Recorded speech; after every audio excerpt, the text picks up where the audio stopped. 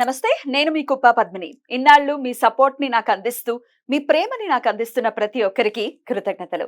ఇప్పుడు చూడబోతున్న ఈ వీడియో కూడా ఖచ్చితంగా మీకు ఉపయోగపడుతుంది. లైక్, షేర్ అండ్ సబ్స్క్రైబ్ చేసి మీ ఇష్టాన్ని అలాగే మీ సపోర్ట్‌ని నాకు అందించండి. అలాగే ఈ వీడియో పట్ల మీ అభిప్రాయాన్ని కామెంట్ సెక్షన్‌లో కామెంట్ చేసి నాకు తెలియజేయండి. నమస్తే. Welcome to our channel. నేను పద్మిని. ప్రస్తుతంతో పాటు ప్రముఖ ఆధ్యాత్మికవేత్త, వాస్తు జ్యోతిష పండితులు, న్యూమరాలజిస్ట్ తనిష్క గారు మనతో పాటు ఉన్నారు. మాట్లాడదాం. నమస్తే తనిష్క గారు. నమస్తే అమ్మా. మేడం, జెమ్ స్టోన్స్ డెఫినెట్ గా నమ్మి గనక ధరిస్తే మ్యాజిక్ ని ఖచ్చితంగా చేస్తాం. అవును, ఎందుకంటే ఇది ప్రకృతి అందించినటువంటి ఒక బ్యూటిఫుల్ అద్భుతమైనటువంటి వరం అని ఖచ్చితంగా అవునవచ్చు. నిజంగా చాలా మంది కొట్టిపారేస్తుంటారు, రంగురాళ్ళని పెట్టుకోవడం ఏంటి, వాటిని నమ్మటం ఏంటి అని. ఎవరి నమ్మకం వాళ్ళది. అవును. ఇప్పుడు మనకు కూడా అనిపిస్తుంది, అందరూ అట్లా అంటారు, కానీ జెమ్ స్టోన్ అనేది వాళ్ళ జాతక రీతిగా కరెక్ట్ స్టోన్ పెట్టుకున్నారు అనుకోండి, అది చాలా మంచి ఫలితం ఇస్తుంది. ఇప్పుడు ఒక జెమ్ స్టోన్ పెట్టుకుని కొంతమంది ప్రాబ్లం ఫేస్ చేసిన వాళ్ళు కూడా ఉన్నారు, బట్ అది అప్పుడు వర్తిస్తుంది అనేది నిజం కదా. కొంతమంది డైమండ్స్ పడవు. అవునమ్మా. అయితే మనం ఏంటంటే ఇది వచ్చి ఒక స్టోన్ ఎంత ఫలితం ఇస్తుంది అంటే ఇస్తుంది. మీరు చెప్పినట్టుగా ఇది వచ్చి న్యాచురల్ గా మనకు దేవుడు ఇచ్చింది అది. బట్ ఆ జెమ్ స్టోన్ అనేది ఒక్కొక్క జాతక రీతిగా ఈ గ్రహాలు సంబంధించింది మనకి ఎట్లా చూపించాడంటే, అసలు ఇదన్నీ మనం ఫాలో అవుతున్నప్పుడే మనకు అర్థమైతే. ఇప్పుడు వేసి పెట్టుకున్న వాళ్ళకి, ఇప్పుడు మీరు జెమ్ స్టోన్ పెట్టుకున్నారు, నేను అసలు హాయిగా పెట్టుకుంటా, విపరీతమైన నమ్మకంతో పెట్టుకుంటా. అవును. అసలు పెట్టుకున్న వాళ్ళు ఏమైతుందంటే, పెట్టుకుని చాలా మంచిగా అయింది, వాళ్ళు నమ్ముతారు అసలు. అయితే ఇది వచ్చి మన ఎట్లా అంటే ప్రాపర్ గా జెమ్ స్టోన్ అనేది సెలెక్ట్ చేయాలి. ఎలా తెలుస్తుంది మేడం? ఇప్పుడు కొంతమందికి జాతకం ఉండదు కదా, దీని సపోర్ట్ తీసుకోవచ్చు. అప్పుడు ఏమైతుందంటే వాళ్ళకి అసలు శని సంబంధించిన స్టోన్ కానీ లేకపోతే రాగు సంబంధించిన స్టోన్ కానీ పెట్టుకోకూడదు.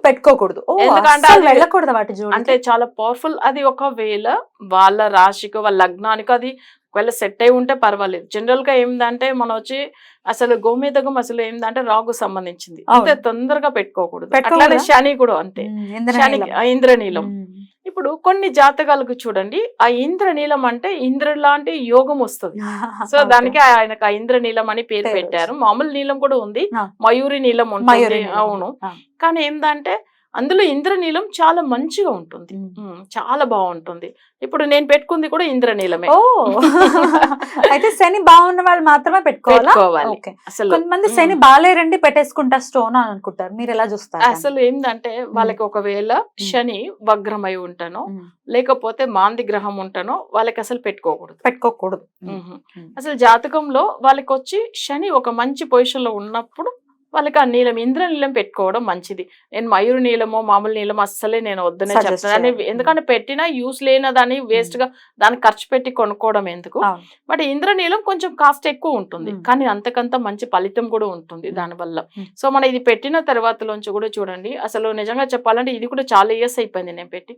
అసలు అంత మంచి రిజల్ట్ అంటే అంత బాగుంటుంది. అసలు ఇవన్నీ ఎందుకంటే చెప్తున్నా, ఒక శని లాగా ఒక రాజ్య యోగం ఇచ్చే గ్రహం వేరే ఏది లేదనే చెప్పవచ్చు. 100%. ఓకేనా. శని అంత మంచోడు కూడా ఆయన, అసలు చాలా అంటే చాలా. ఇప్పుడు ఎట్లా శివుడు బోలా శంకరుడు అని అంటామో వెంటనే మంచి ఫలితం ఇస్తాడో, అలానే శని కూడా మంచిది చేస్తాడు. కానీ ఏంటంటే శని గురించి చాలా మంది భయపడుతూ ఉంటారు కదా, భయం కాదు అసలు. అయితే ఆయన ఏంటంటే ఆయన ఒక స్వభావం ఏంటంటే స్లోగా వెళ్తాడు ఒకటి. రెండోది ఏంటంటే ఆయన వచ్చి అసలు ప్రాబ్లమ్స్ అంటే ఇప్పుడు మీకు తెలుసు అంటే తిరునల్లారు అని చెప్తాం, నల చక్రవర్తి అంటే రాజు, ఆయన కూడా శని వల్ల బాధపడారనే ఉంటుంది. శివుడే బాధపడ్డాడు, దాక్కోవాల్సి వచ్చింది. అవును, అసలు అవును. శివుడు అన్ని దేవుళ్ళే కూడా అసలు చెప్పాలంటే గోచార శని చాలా పెద్ద సమస్య ఇస్తుంది. అందుకే ఏళ్ళ శని అంటేనే చాలా భయపడతారు. ఏళ్ళ శని అంటేనే అసలు ఎక్కువ భయం ఉంటూ ఉంటుంది. అంటే నేను శని గురించి ఇంత ముందుగా కథలు కూడా చెప్పున్నాను, బట్ ఈ జెమ్ స్టోన్ గురించి మాట్లాడుతూ ఆ కథ కూడా చెప్తాము. జనరల్ గా శని వచ్చి ఏం చేస్తాడంటే అసలు అందరినీ పడుతూ వచ్చిండు. ఒక్కసారి ఆంజనేయ స్వామిని పట్టే టైం వచ్చింది. ఆయన వచ్చి ఏమైతుందంటే అప్పుడు లంకకు వెళ్లే పనిలో ఉన్నాడు ఆయన, బిజీగా ఉన్నాడు ఆయన. అప్పుడు వెళ్ళి ఆంజనేయ స్వామి దగ్గర శని చెప్తున్నాడు, అసలు నేను ఇప్పుడు నిన్ను పట్టాలి, టైం వచ్చింది అట్లని. దానికి ఆంజనేయ స్వామి సర్లే ఒక్క నిమిషం వెయిట్ చేయి, నేను చెప్తాను, అప్పుడు నువ్వు పట్టు అని చెప్పి. ఎందుకంటే అప్పుడు బాలం పెడుతున్న బ్రిడ్జ్ కడుతున్నారు కదా, ఆ స్టోన్ ఒకటొకటిగా ఇక్కడ పెట్టి తీసి మోసుకుని పోయి అక్కడ పెట్టేసి వస్తాడు ఆయన కదా, స్వామి వారు ఆంజనేయ స్వామి.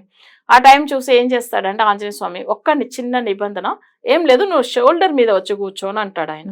సో అప్పుడు ఏం చేస్తాడంటే శని వచ్చి షోల్డర్ మీద కూర్చున్నప్పుడు ఒక్కొక్క బండరాయిగా తీసి పెట్టుకుని ఉంటే ఈయనని బాధ పెడతాం అనుకుంటే నాకు బాధ వచ్చింది ఏంది అబ్బా ఆంజనేయ స్వామితో పెట్టుకోకూడదని పారైపోతాడు ఆయన. ఎప్పుడైనా కూడా చూడండి శని దోషం ఉన్న వాళ్ళు ఆంజనేయ స్వామిని బాగానే మొక్కుతారు. సో మన ఈ జెమ్ స్టోన్ విషయం గురించి చూస్తున్నాం. మంచి అతనే శని అయితే కానీ దేవుళ్ళైనా కానీ పట్టడం అనేది తప్పదు అసలు కదా. సరే ఇంకో విషయం కూడా చూడండి, అందరిని పట్టిండు. అలానే స్వామి వారు కృష్ణుడి దగ్గర కూడా వస్తాడు. కృష్ణుడి దగ్గర వచ్చినప్పుడు ఆయన ఏం రాపోయాడు శని తెలిసిపోయింది ఆయనకు ముందుగానే. చాలా హుషారుగా ఏం చేసిండు అంటే ఒక చిన్న జల్లపురుకు లాగా అంటే డ్రైనేజ్ లో ఇట్లా వెళ్ళిపోతున్నాడు అనమాట. తర్వాత కొంచెంసేపు గడియలంతా అయిన తర్వాత మళ్ళీ బయట వస్తాడు. వచ్చిన తర్వాత శనీశ్వరుడి దగ్గర చూసి నవ్వుకుంటూ చెప్తుండు కృష్ణ పరమాత్మ, చూసావా శని నువ్వు వచ్చే ముందుగా నేను వెళ్ళి దాక్కున్నా అట్లానంటే ఆయన ఏమంటాడు తెలుసా, నువ్వు ఎంత పెద్ద దేవుడు అసలు నిజంగా అక్కడ నేను ఎప్పుడో పడ్డాను తెలుసునా అని అంటుండు. ఎందుకంటే ఒక ఆయన పట్టేసిండు అసలు నిజంగా. తర్వాత ఆయన బయట వచ్చినప్పుడు ఈయన అంటున్నాడు నేను అన్ని అసలు నువ్వు కనిపెట్టలేదు ఆయన అంటున్నాడు, కానీ నిజంగా ఆయన పట్టేసిండు అంత ముందుగానే. బట్ దేవుడు అయినా కానీ శనికి వచ్చి ఏమైతుందంటే తన టైమింగ్ ప్రకారం తను వచ్చి ఏంటంటే ఒక నీతి అంటే మనం ఏమంటారు న్యాయం అవన్నీ అంటే తెలుగులో ఏం చెప్తారో తెలియదు, న్యాయంగా వెళ్తాడు ఆయన శని గురించి చెప్పాలి అంటే. సో అట్లా ఏమైతుందంటే తను ఇప్పుడు వచ్చి యమధర్మరాజు అని అంటారు. ఆ ధర్మం తప్పకుండా చేసేది యముడు కూడా, అంటే వీళ్ళ బ్రదరే కదా. ఈయన అంతే, ఈయన కూడా అంతే. ఎందుకంటే పూర్వ జన్మ కర్మ ప్రకారం ఇప్పుడు కష్టాలు ఇవ్వకపోతే ఒక జను తప్పు చేశారంటే ఆ భయం అనేది ఉంటేనే కదా మళ్ళీ వేరే తప్పులు చేయకుండా ఉంటారు. సో దానివల్ల ఆయన చేసి ఆయన కష్టం ఇస్తాడు. సో ఇది ఎందుకంటే ప్రతి ఒక్క జనులు కూడా జెమ్ స్టోన్ విషయంలో మనం ఎలా పెట్టుకుంటాం, ఒరిజినల్ స్టోన్ మంచిదా లేదా, ఒకవేళ అది శని గ్రహంది నెగిటివ్ గా ఉండి పెట్టుకుంటే కష్టాలు ఇస్తాడు శని కూడా. బట్ మంచి చేసేది మంచి పొజిషన్ కు తీసుకెళ్తాడు, కానీ మనం రాంగ్ అయిన స్టోన్ పెట్టుకోకూడదు. మన లగ్నాల వారిగా కూడా మనం ఏమైనా జాతరత్నాలు పెట్టుకోవచ్చా మేడం? పెట్టుకోవచ్చు. మేష లగ్నం వాళ్ళు ఏది పెట్టుకోవచ్చు? మేష లగ్నానికి సూర్యుడు యోగ కారకుడు, అంటే మన కెంపు పెట్టుకోవచ్చు. రెండవది ఏంటంటే మనం వచ్చి సెకండ్ స్టోన్ వచ్చి ఏంటంటే గురుడు సంబంధించిన కనక పుష్యరాగం పెట్టుకోవచ్చు. వృషభం వాళ్ళ మేష లగ్నానికి 2 స్టోన్లు పెట్టవచ్చు. ఒకటి కెంపు ఇంకోటి కనక పుష్యరాగం. ఈ 2 పెట్టుకోవచ్చు. ఎందుకంటే బాక్యాధిపతి ఆయన. సో 12th లార్డ్ అయినా కానీ వ్యయం సంబంధించిన గ్రహం కూడా అయినా కానీ ఉన్న 9th హౌస్ వచ్చి తనకు సంబంధించింది. ఎప్పుడైనా జాబ్ లేదనే వాళ్ళు కూడా మేష లగ్నంలో పుట్టిన వాళ్ళు ఒకవేళ గురువు అయితే వాళ్ళకి అసలు జాతకంలో వగ్రం లేకుండా ఉన్నారా ఒక్కసారి చెక్ చేసుకోవాలి. అవి కాకుండా శత్రువు లేకపోతే పెట్టేసుకోవచ్చు. వృషభం అయితే వాళ్ళకి ఏంటంటే ఎమరాల్డ్ పెట్టుకోవచ్చు. తర్వాత డైమండ్ కూడా పెట్టుకోవచ్చు. ఈ 2 స్టోన్ వాళ్ళకి సెట్ అవుతుంది. అదే వృషభ లగ్నానికి వాళ్ళకి శని యోగకారకుడు ఉండి ఆయన దశ జరుగుతున్నప్పుడు శనికి సంబంధించిన ఇంద్రనీలం పెట్టుకోవచ్చు. మిథునం వాళ్ళకి ఏంటంటే డైమండ్ పెట్టుకోవచ్చు. తర్వాత వాళ్ళకి ఎమరాల్డ్ పెట్టుకోవచ్చు.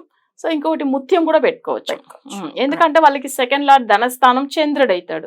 సో ఒకవేళ ఆ చంద్రుడు చాలా బాగుంటే పెట్టేసుకోవచ్చు వాళ్ళకి. ఎందుకంటే ఇప్పుడు మిథున లగ్నానికి సెకండ్ లార్డ్ చంద్రుడు ఒకవేళ 12లో అస్తమించి ఉన్నప్పుడు ఏమైతుందంటే ఉచ్చ స్థితిలోనే ఉంది చంద్రుడు అని అంటారు, కానీ అస్తమం అది చాలా మందికి తెలియదు. ఇప్పుడు మిథున లగ్నంలో పుట్టారు, ధనస్థానం ఏదైతుంది కర్కాటకం అవుతుంది. ఆ చంద్రుడు 12th కి వెళ్ళిపోతాడు. 12th లో రిషభంలో ఏమైతాడు ఉచ్చ స్థానంలో ఉంటాడు, కానీ అస్తమం ఎలా అస్తమం అంటే 12th లో అసలు అస్తమించి ఉన్నాడు. Place is 12th, అస్తమం. అప్పుడు ఏమైతుంది ఫలితం ఇవ్వదు కదా. చాలా మంది ఇట్లా ఒట్టి ఓవరాల్ గా చూసేటప్పుడు ఏమంటారు చాలా బాగుంది చంద్రుడు కదా, మంచి ఫైనాన్షియల్ పొజిషన్ బాగుంది, వాళ్ళకి వర్తించదు అది. ఒకవేళ మిథునం వాళ్ళకి మిథున లగ్నం వాళ్ళకి 12th లో చంద్రుడు ఉంటే వర్తిస్తుంది. అవును, కర్కాటకం వాళ్ళకి వర్తిస్తుంది. 11th హౌస్ లో వెళ్ళిపోతున్నావు, చాలా బాగుంటారు. అట్లా ఉంటది. లోపల ఇంటర్నల్ గా ఎన్ని ఉంటాయో అసలు మీరు చెప్పాలంటే నిజంగా అంత ఫుల్ నేను అది ప్రాపర్ గా చూసే చెప్తాను జాతకం ఇలా ఉంటుందని. ఇప్పుడు కర్కాటకం వాళ్ళకి ఏంటంటే యోగకారకుడు గురు, తర్వాత కుజుడు, నెక్స్ట్ ఏంటంటే చంద్రుడు కూడా లగ్నం అంటే లగ్నకారకుడు కూడా. అప్పుడు ముత్యం పెట్టుకోవచ్చు, కనక పుష్యరాగం పెట్టుకోవచ్చు, కుజుడికి సంబంధించిన పగడం పెట్టుకోవచ్చు, అవి కూడా పెట్టుకోవచ్చు. అయితే ఇవన్నీ కూడా ఏంటంటే వాళ్ళ జాతక పరంగా అనలైజ్ చేసి అది కూడా ఏంది వాళ్ళకి ఆ జాతకంలో ఏందంటే వాళ్ళకి ఒకవేళ ఈ స్టోన్ కూడా పెట్టేది టైమింగ్ ఒకటి ఉంటది, ఫింగర్స్ ఏ ఫింగర్ లో పెట్టుకోవాలి అట్లా అనేది కూడా ఉంటుంది. చూసుకోవాలి. సింహం వాళ్ళు ఏం పెట్టుకోవచ్చు? సింహం అంటేనే మీకు తెలిసే ఉంటుంది అసలు కెంపు మేజర్ గా. తర్వాత ఏంటంటే వాళ్ళ జాతకంలో అసలు కుజుడికి సంబంధించిన పగడం. సో ఈ రెండు పెట్టేసుకోవచ్చు. అవి రెండు చాలా బాగా కలిసి వస్తాయి వాళ్ళకి. కన్యా వాళ్ళకి ఏంటంటే అసలు అంటే వాళ్ళకి వచ్చే జాతక పరంగా ఎమరాల్డ్ తర్వాత డైమండ్ పెట్టుకోవచ్చు. తులా రాశికి అసలు చెప్పాలంటే అసలు ఎక్కువ మందిలో ఏంటంటే ఎక్కువ తులారాశి వాళ్ళు మేజర్ గా ఎమరాల్డే పెట్టుకుంటారు. నెక్స్ట్ ముత్యం ఎట్లా పెట్టుకోవచ్చు అంటే తులా లగ్నానికి జనరల్ గా ఏంటంటే యోగకారకుడు బుధుడు ఒకటి, చంద్రుడు ఒకటి. ఓకేనా, అంటే 9వ స్థానం అనేది అక్కడ బుధుడు సంబంధించింది. తర్వాత అక్కడ జాతక పరంగా 10వ స్థానం చంద్రుడు. సో అప్పుడు ఏమైపోతుందంటే వాళ్ళ చక్రం ప్రకారం వాళ్ళకి అది చాలా బాగా కలిసి వస్తుంది. అంటే ముత్యము ఎమరాల్డ్. ఇక వృశ్చికం వాళ్ళకి ఏమైతుందంటే జాతకంలో వాళ్ళకి వచ్చి చాలా మంచి ఫలితం ఇచ్చేది గురువు ఒకటి, తర్వాత సూర్యుడు ఒకటి. సో అప్పుడు కనక పుష్యరాగం తర్వాత కెంపు. సో ఈ రెండుని పెట్టేసుకోవచ్చు. పగడం అనేది వృశ్చిక రాశి వాళ్ళకి కొంతమందిగా సెట్ అవుతుంది. అది ఎందుకంటే వాళ్ళ జాతక పరంగా కొన్ని జాతకంలో బాగా లేకుండా ఉంటే అప్పుడు వృశ్చిక రాశిలో పుట్టిన వాళ్ళకి పగడం సెట్ అవ్వదు. ధనుసు రాశి వాళ్ళకి చెప్పాలంటే అసలు వాళ్ళకి కనక పుష్య రాగం ఫస్ట్, సెకండ్ వచ్చి పగడం. ఎందుకంటే యోగ కారకుడు కుజుడు, తర్వాత లగ్న కారకుడు గురు. సో అవి రెండు. అవి కాకుండా వాళ్ళకి ఇంకొక జెమ్ స్టోన్ ఏంటంటే ధనురాశికి అసలు రూబీ అంటే కెంపు పెట్టేసుకోవచ్చు. ఎందుకంటే వాళ్ళకి భాగ్యాధిపతి అవుతాడు ఆయన సూర్యుడు, దాని వల్ల పెట్టుకోవచ్చు. ఇక మకరం యాక్చువల్ గా మకర రాశికి అధిపతి శని గురించి మనం చాలా విషయాలు చెప్పేసుకున్నాం అసలు.